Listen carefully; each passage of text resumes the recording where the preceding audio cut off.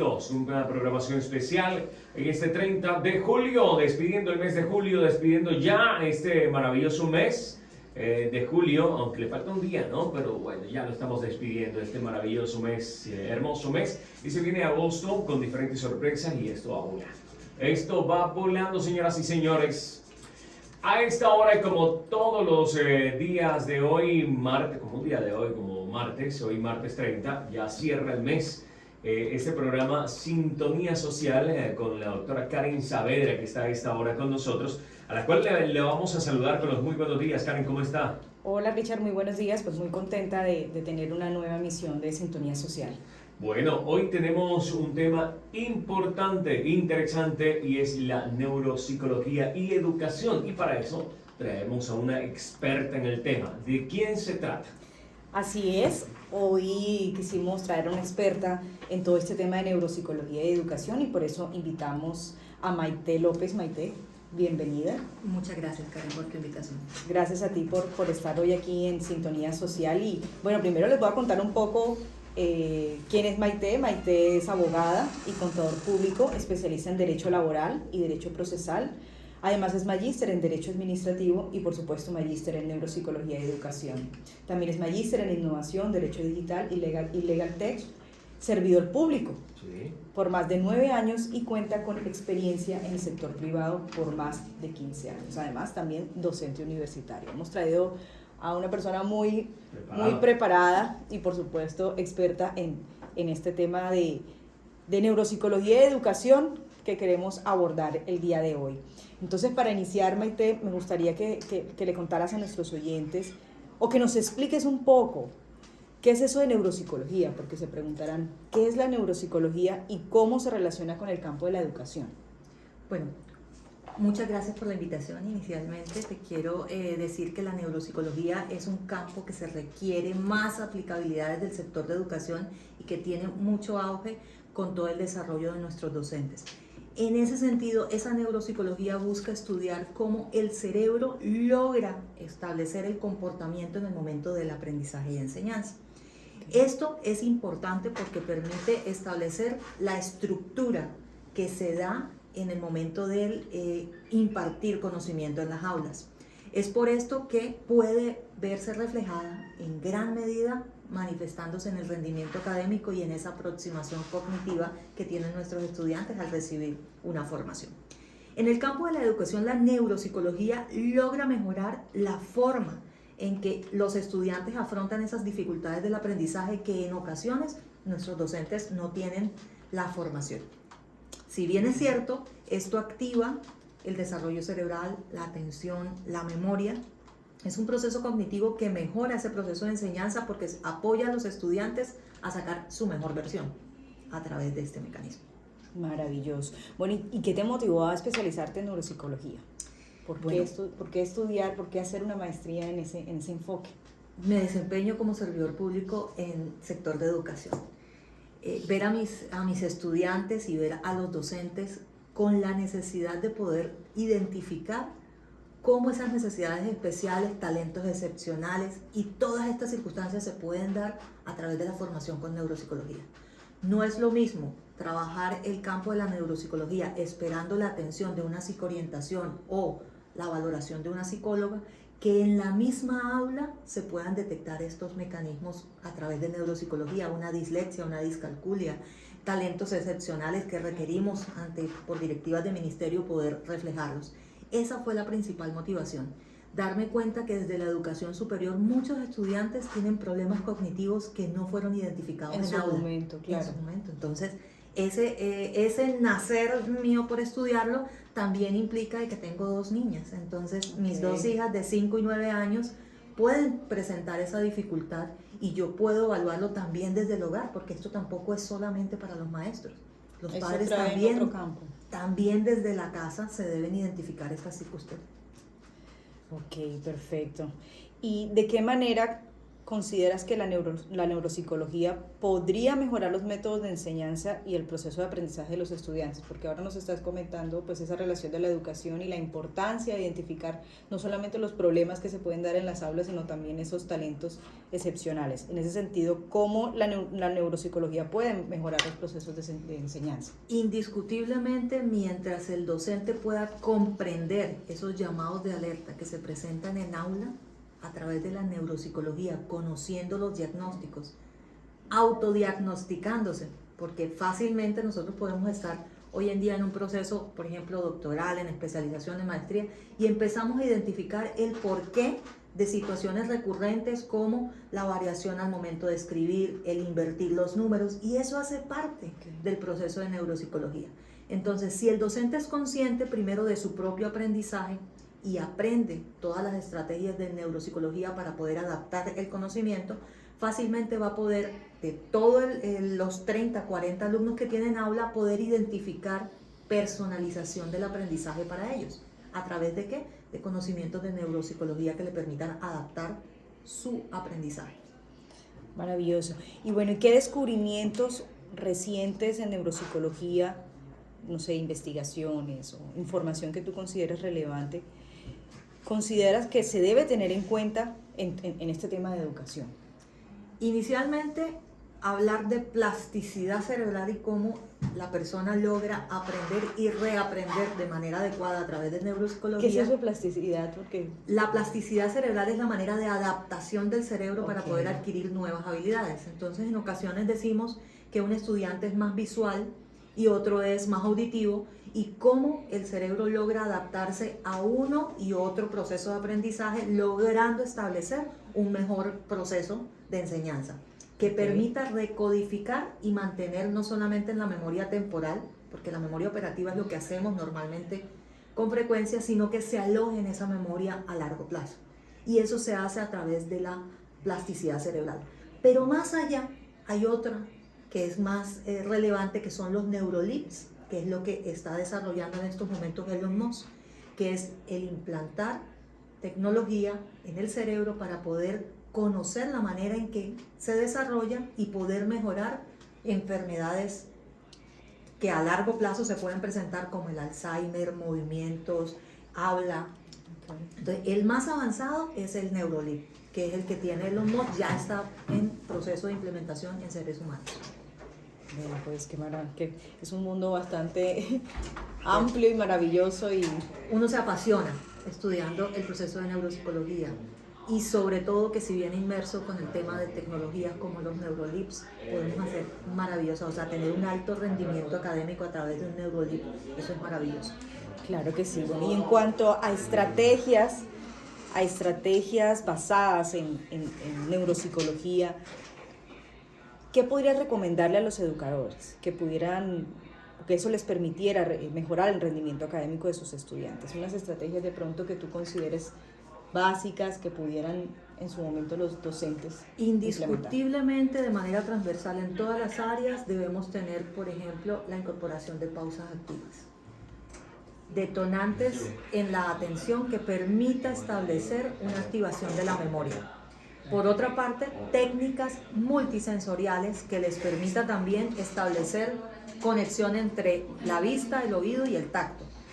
También una enseñanza diferenciada, porque no todos aprenden de la misma manera, entonces el aprendizaje va a ser percibido y recepcionado de diferente forma. Además, promover el apoyo emocional a través del aula.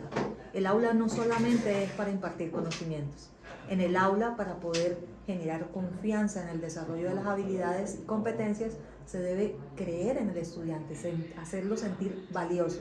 Generar una confianza, ¿no?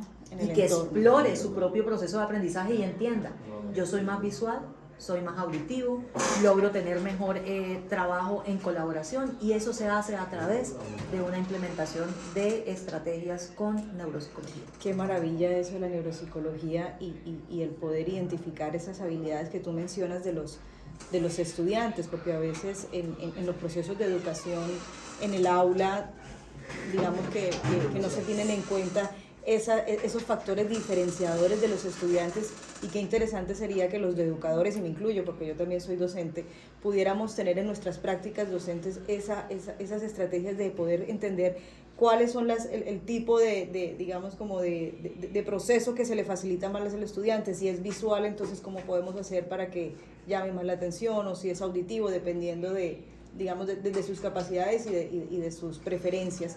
Y pienso que es un aporte bastante valioso a los procesos de educación, y sobre todo también identificar lo que dices tú de las habilidades, ¿cierto? Habilidades, porque en el aula, y es una reflexión que me parece muy interesante, el aula no solamente es un escenario de impartir conocimientos. ¿Qué hay detrás de impartir esos conocimientos, ¿cierto? De entender como educadores que en el aula hay seres humanos, y que además nosotros también como docentes aprendemos. Yo le digo eso a mis estudiantes, yo estoy aprendiendo también con ustedes, que los docentes no nos la sabemos todas. Tenemos también que ir aprendiendo, y por supuesto en la medida de la experiencia nos va permitiendo mejorar la práctica docente. Así que esto de la neuropsicología voy a tener que leer más, porque la verdad me parece un enfoque maravilloso en el sector de la educación en todos los niveles, y creo que también hasta para la vida, ¿no? Yo diría que, por ejemplo, hablar de plasticidad cerebral nos permite hoy estar en procesos, puntualmente, lo digo de mi mamá, tiene un problema que tuvo una isquemia cerebral con movilidad en su mano, y la plasticidad cerebral la ha llevado a tener 62 años y deseos de aprender tecnologías, de aprender marketing, de querer saber cómo usar un medio. Y esa plasticidad cerebral está en el campo de la vida. Dice John Maxwell claramente que el viaje que emprendemos en el aprendizaje es constante y permanente hasta el último día.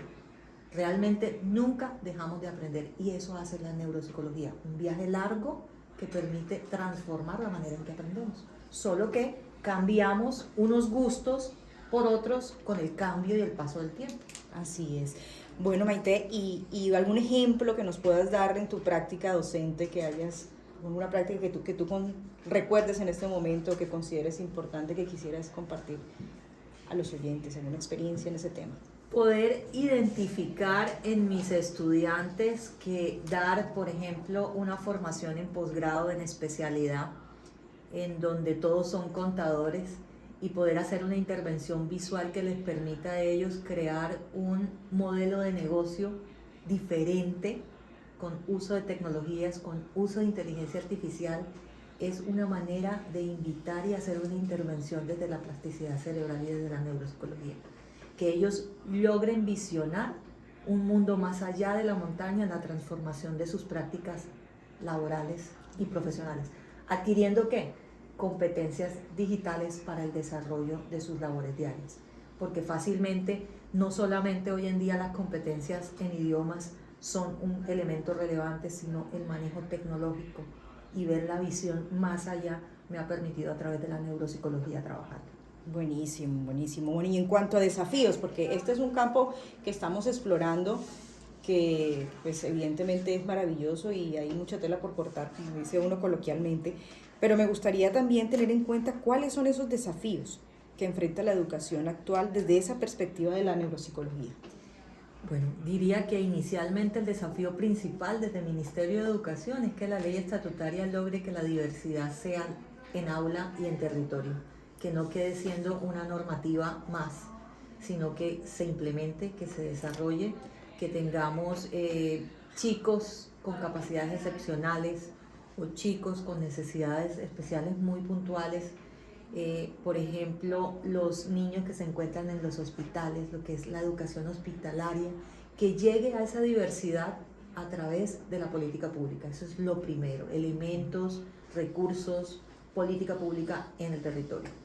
Y después de eso hablaría de cómo la diversidad de aula conecta esa formación docente y esa necesidad de los docentes.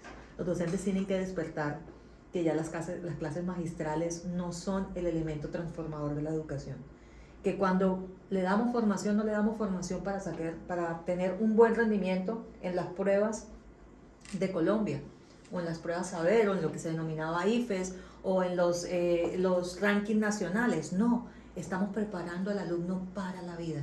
Y la manera de prepararlo para la vida es poder encontrar esos mecanismos que detonen la atención y el crecimiento personal de de nuestros estudiantes, y por supuesto la formación docente es elemental.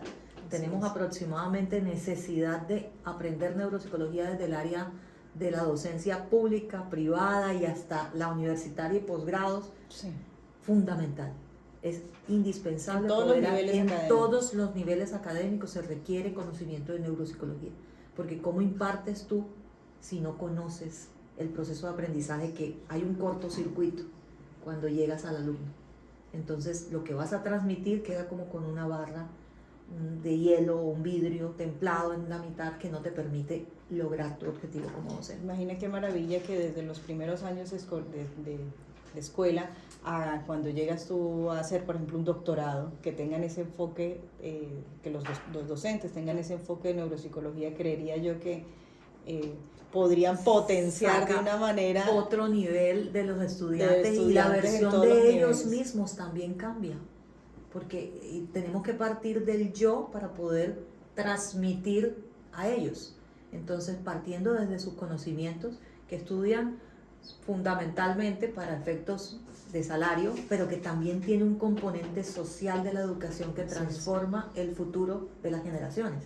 Y ahí es donde viene el elemento fundamental de por qué es indispensable aprender neuropsicología. Y siento, pues por lo que nos cuentas, que ahí el tema de la tecnología es como una aliada. Bueno, sé que tienes pues un enfoque bastante marcado en temas de tecnología por tu formación académica y experiencia profesional, pero me gustaría de pronto que nos cuentes un poco más de eso, porque me llama la atención también esa dupla entre neuropsicología y tecnologías. Es un tema que despierta mucho la atención y el rendimiento académico de los estudiantes.